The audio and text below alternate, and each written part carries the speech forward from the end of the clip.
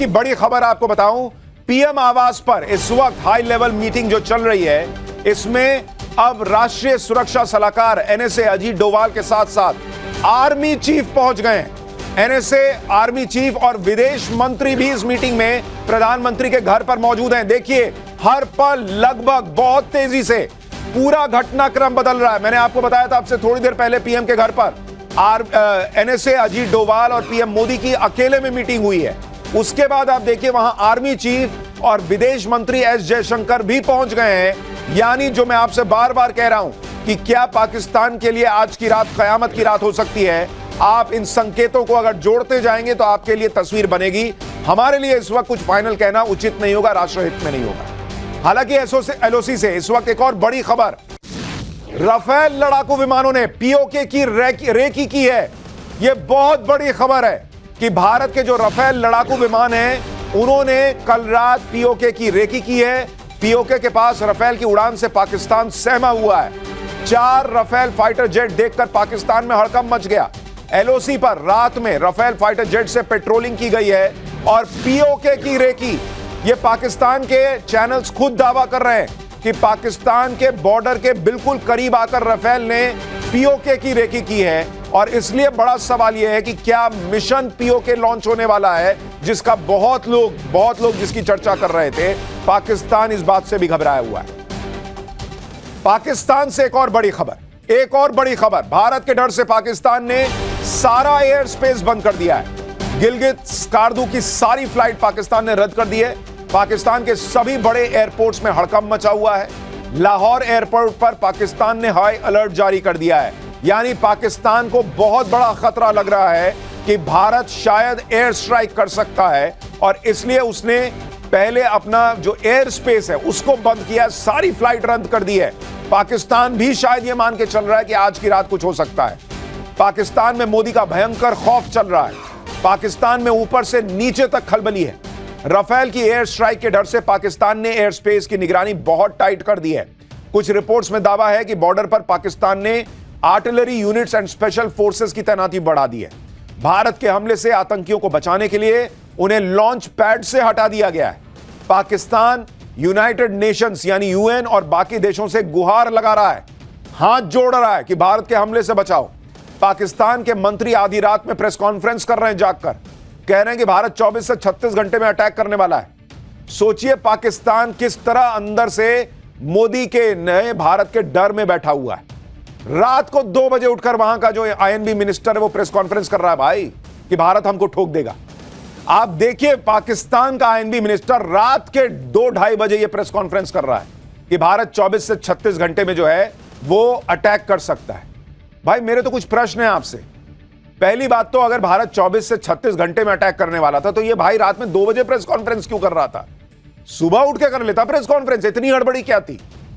उससे भी बड़ी बात, भाई हमारे प्राइम मिनिस्टर खुद कह चुके हैं कि मिट्टी में मिलाएंगे, मिट्टी में मिलाएंगे, मिट्टी में मिलाएंगे। वो तो खुल के खुला बोल चुके हैं पूरी दुनिया को। तो हमारे पास इनपुट है कि हमला हो। क्या इनपुट है भाई? ऐसा क्या इनपुट होगा? हमला, ये तो सबको पता है। इनपुट क्या लाए हो? ये रात को 2 बजे इसलिए उठे हैं क्योंकि इनकी हालत खराब है। ये रात के 2 बजे दुनिया से एक्चुअली मदद मांग रहे थे कि भाई हमको कोई बचाओ, ये कभी भी ठोक देंगे। ये है इनकी हालत, घिग्गी बनी हुई है इनकी।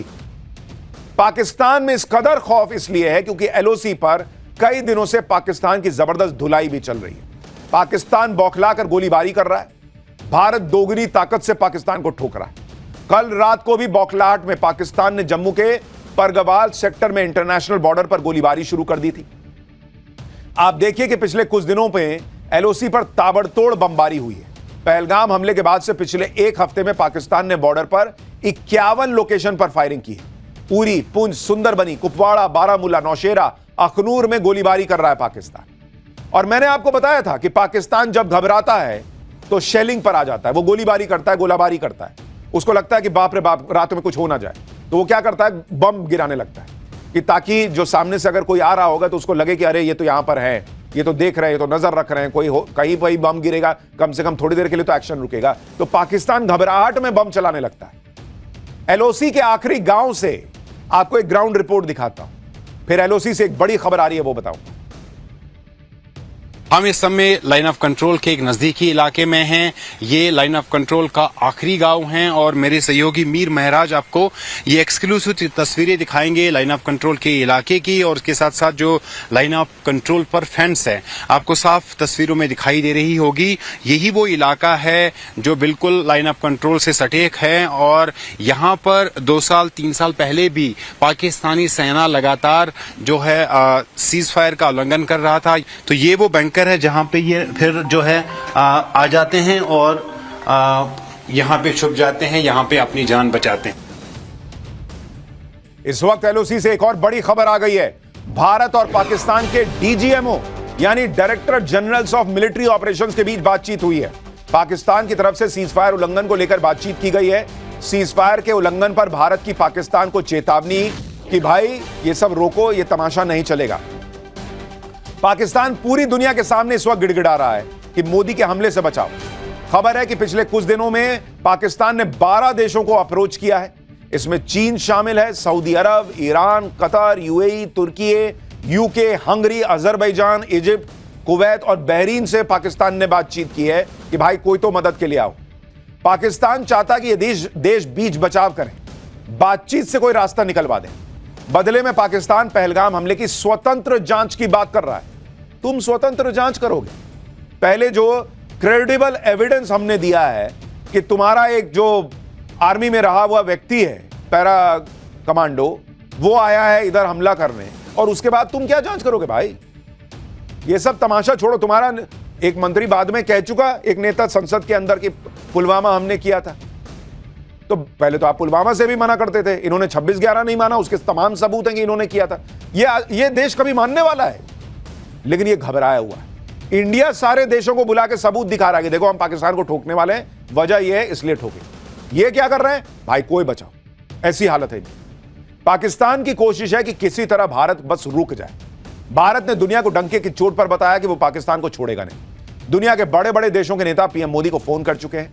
भारत जिन भी देशों से बात कर रहा है उनको साफ बता रहा है कि पाकिस्तान को आतंकवाद की सजा भुगतनी होगी। कल जब पीएम मोदी तीनों सेना प्रमुख के साथ हाई लेवल मीटिंग कर रहे थे, पाकिस्तान पर एक्शन का प्लान बना रहे थे, उसी दौरान यूनाइटेड नेशंस के चीफ एंटोनियो गुटेरेस ने विदेश मंत्री एस जयशंकर से बात की थी और पहलगाम हमले की निंदा की थी। इस बातचीत में यूएन चीफ ने भारत और पाकिस्तान के बीच बढ़ते तनाव पर चिंता जताई थी। लेकिन भारत ने भी अपना रुख साफ कर दिया कि वो इस हमले के दोषियों, साजिशकर्ताओं और मददगारों को उनके अंजाम तक पहुंचाने के लिए प्रतिबद्ध है।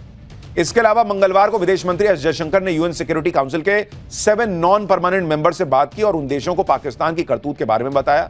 यह बात भी दोहराई कि भारत दोषियों को कड़ी सजा देगा।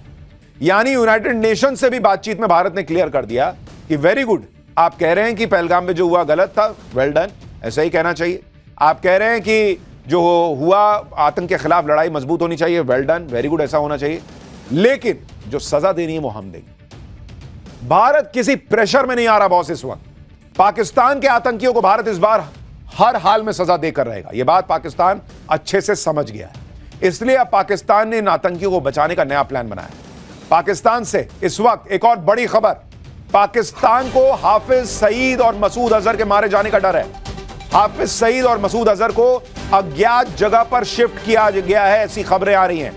मोस्ट वांटेड आतंकवादियों को पाकिस्तान ने अंडरग्राउंड कर दिया है। यानी आप सोचिए, जिस वक्त पाकिस्तान को चिंता होनी चाहिए कि भाई हम भारत को मतलब कैसे रोकें, उस वक्त भी वो आतंकियों को बचा रहा है। इतना बड़ा हमदर्द है वो आतंकियों। हाफिज सईद और मसूद अजहर को पाकिस्तान ने कहां शिफ्ट किया होगा, उनके संभावित ठिकाने क्या हैं, किन हथियारों से और कैसे भारत बिना बॉर्डर क्रॉस किए इन आतंकियों को टारगेट कर सकता है, इसकी डिटेल आपको आज आगे बताऊंगा अगले चैप्टर। लेकिन हाफिज सईद जैसे जो आतंकवादी अंडरग्राउंड हो गए, वो पहले कहते थे कि मोदी पाकिस्तान का पानी बंद करेंगे तो मोदी की सांसें बंद कर दूंगा। लेकिन आज देखिए कि ये आतंकवादी अपनी सांसें बचाने के लिए भाग रहे हैं, अंडरग्राउंड हो रहे हैं, और मोदी ने पाकिस्तान का पानी बंद करके दिखा भी दिया। सैटेलाइट तस्वीरों से खुलासा हुआ है कि सिंधु जल समझौता रोकने के भारत के फैसले का क्या असर हुआ है। पाकिस्तान की तरफ बहने वाला पानी रुक चुका है। ये 2 सैटेलाइट इमेजेस आप देखिए। इसमें एक तस्वीर 26 अप्रैल की है जिसमें सियालकोट के पास चिनाब नदी में पानी दिख रहा है। देखिए 26 तारीख की तस्वीर, वहां आपको नीचे जो काला काला हिस्सा दिख रहा है वो पानी का हिस्सा दिख रहा है। और दूसरी तस्वीर 29 अप्रैल की है जिसमें चिनाब नदी सूखी हुई दिख रही है। इन तस्वीरों से पता चलता है कि पाकिस्तान पर भारत ने जो वाटर स्ट्राइक की उसने अपना असर दिखाना शुरू कर दिया है। और यही बात हमने कही थी कि यहां कुछ लोग मोदी विरोध में कह रहे हैं इससे क्या ही हो जाएगा, अभी तो डैम नहीं बने। ये नहीं। अरे भाई, पहली बात तो यह बताओ कि जब तक सिंधु समझौता स्थगित नहीं करोगे डैम बनाओगे कैसे? कैसे बनाओगे? रातों रात उठोगे और कहोगे कि नहीं अब से कल से एक बूंद पानी नहीं जाएगा? किसी दिन तो बनाना पड़ेगा, और बनाने में 2 साल लगे, 1 साल लगे, 4 साल लगे। उसके लिए सिंधु समझौता रद्द करोगे तभी तो, नहीं तो एक ही ट्रकों के पाकिस्तान दौड़ा जाता था वर्ल्ड बैंक के पास कि देखिए देखिए क्या कर रहे हैं, रोकिए इनको। तो वो भी भविष्य में करना है तो कभी तो शुरू करना पड़ेगा। तो पहली बात तो वो, और दूसरा हमने आपको कहा था कि पानी रोको छोड़ो, रोको छोड़ो, पानी कितना आ रहा है इसका इंफॉर्मेशन मत दो। इसी में पाकिस्तान अलबला जाएगा। वही हो रहा है पाकिस्तान के साथ।